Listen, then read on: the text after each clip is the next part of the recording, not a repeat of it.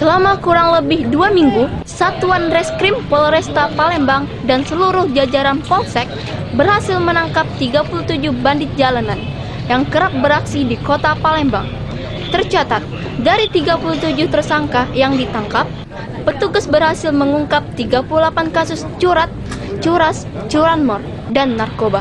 Di antaranya, 8 kasus merupakan kasus curat yang meningkat pada bulan Agustus ini. Polsek kasus 1 itu dari data yang ada dari tanggal 1 Agustus sampai dengan 9 Agustus 2017 itu kurang lebih ada 7 kasus ya, baik itu kasus curas dan kasus curangan pemberatan, curanmor juga ada, dan juga ada narkobanya. Jadi berhasil diungkap oleh salah satu polsek kita, yaitu Polsek Kasus 1. Saat ini kita menampilkan hasil daripada pelaksanaan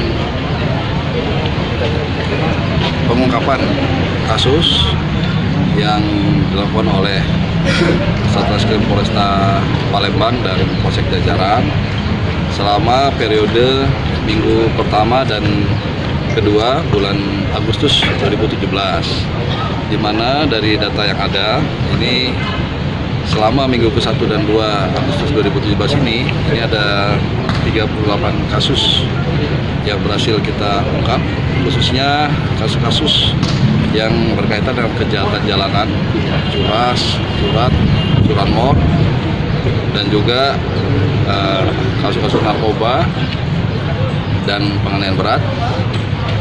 Dan berhasil kita amankan sebanyak 37 tersangka yang saat ini sedang dalam proses pemberkasan.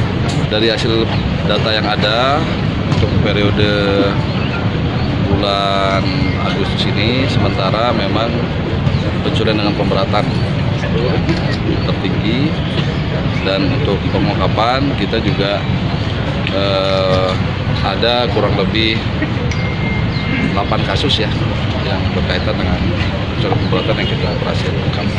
Gelar perkara ini merupakan hasil pelaksanaan pengungkapan kasus Satuan Reskrim Polresta dan Polsek. Ada 38 kasus yang berhasil diungkap dengan melibatkan 37 tersangka, 8 kasus diantaranya kasus curat. Kini para tersangka masih dalam pemberkasan.